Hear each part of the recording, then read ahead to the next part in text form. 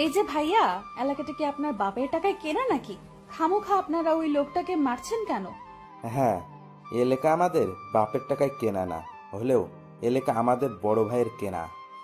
তবে যেভাবেই হোক, আর আমরা কাকে মারবো না কি করব সেই সব আপনাকে বলতে হবে না। সোজা রাস্তা মাপেন। আর আপু, যেই কাজের উদ্দেশ্যে ঘর থেকে বেরিয়েছেন সেখানেই যান। না হয় বেশি তেড়িবেড়ি করলে তুলে নিয়ে সাইজ করে দিব একদম। পরে কিন্তু সমাজে মুখ দেখাতে পারবেন না। আমি আপনাদের নামে থানায় রিপোর্ট করব। না, তুই তো দেখি বেশি বাড়াবাড়ি করতিস, তোকে একটু বাটাম দিতেই হবে। একটা ছেলে গিয়ে সেই মেয়েটার চুলের মুঠি ধরে ঠাস ঠাস করে গালের মধ্যে কয়েকটা থাপ্পড় বসিয়ে দেয়।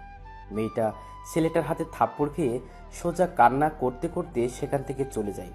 আজকেই তার প্রথম দিন এই শহরে, আর আজকেই তার সাথে এসব কাণ্ড ঘটল।